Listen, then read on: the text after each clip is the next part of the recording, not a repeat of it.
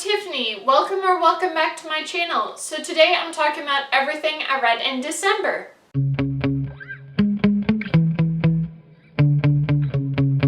The first book I read was The Rebound. The last thing my newly single and pregnant neighbor Kinley needs is a fling. So I make it my job to protect her from guys like me, which is the perfect distraction because I'm suddenly in a whole bunch of hot water. My coach hates me, and with our team captain now watching my every move, I need to start taking things more seriously. Forced to walk the straight and narrow or face serious consequences, I'm willing to try something new, being a good guy. But the part of this that's not an act, helping out Kinley. There's just one problem. The girl I'm falling for, she's the team captain's sister. Kinley is funny and sweet, and she's, very pregnant. And even though my spot on this team depends on it, I can't let her go. So this book I thought might be interesting with the pregnancy involved, and at the start of the book with how sweet and wholesome it was seeming, like it was a pretty platonic connection they had and it was pretty genuine, and it seemed like he was genuinely falling for her, which I appreciated because I'm kind of tired of all this only looking at someone's body and that's the romance. It's like, what about, do you even like this person, you know? But eventually it was coming back to just only appreciating the people for their bodies, and I just didn't feel the connection. So while there were elements of this book that I liked and appreciated, I just wish it wasn't the same old thing with having the physical attraction be the biggest part of their connection. And the last book I read, I'm going to be talking about my DNFs after, but the last book I read was 'Twas the Night Before Christmas. What had happened was on Christmas Eve, I had been trying books and it just wasn't really working except for The Rebound, and I kind of wanted to read just a short little Christmassy book. So I was looking through Hoopla, seeing what was available, and I wasn't finding anything too interesting. But then eventually I was like, let's think, what's one that I have read? And I was thinking of 'Twas the Night Before Christmas, and there were multiple editions. So the one I picked was like this illustrated one. I think I would have done better with a better illustrated one, but it was still interesting to read a different edition to it. So it was nice and cute to read. You know, it'd been so many years since I'd last read the little poem of 'Twas the Night Before Christmas. The only real thing I have with recent memory of that is Christmas Vacation. It was a nice little thing to read for Christmas, so I'm glad I did it, but that was about it for what I completely read through for December. So The Rebound was really short, only about 4 hours and however many minutes, and then obviously 'Twas the Night Before Christmas is really short too.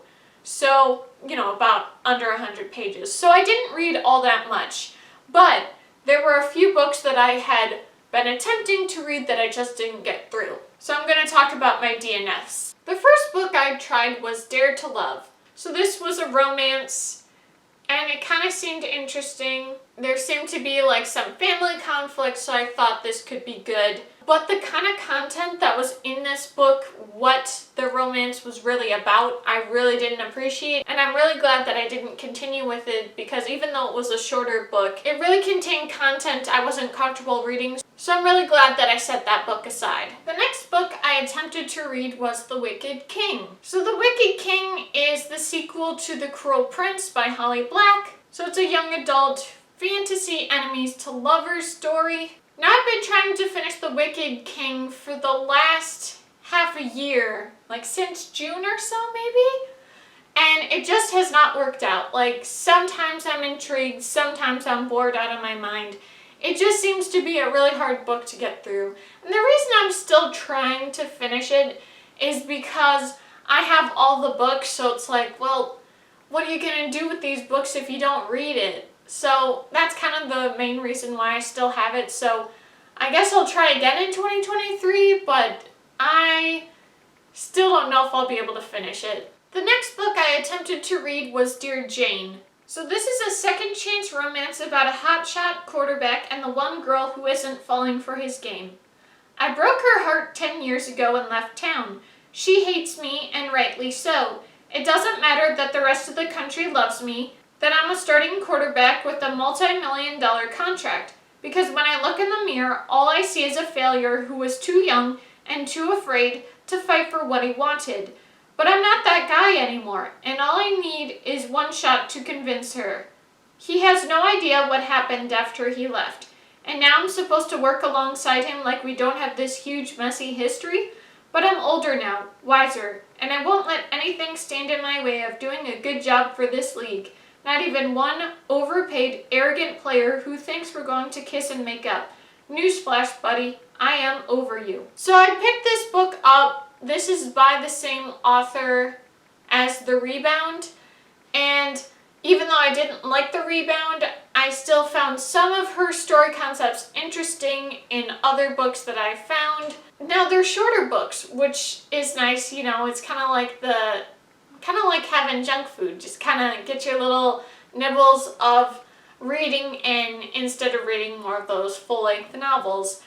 But I just wasn't all that intrigued anymore, and part of my New Year's resolution is to not read any more short stories. Like, I don't want to read teeny tiny books anymore. I want to dedicate the time to read full-length novels. That's my big priority. So clearly this book didn't work out in December, so I'm not going to continue it. And the last book I tried to read was Not Here to Be Liked. Eliza Quach is the perfect candidate for editor-in-chief of her school paper. That is, until ex-jock Len DeMartile decides on a whim to run against her. Suddenly, her vast qualifications mean squat, because inexperienced Len, who is tall, handsome, and male, just seems more like a leader.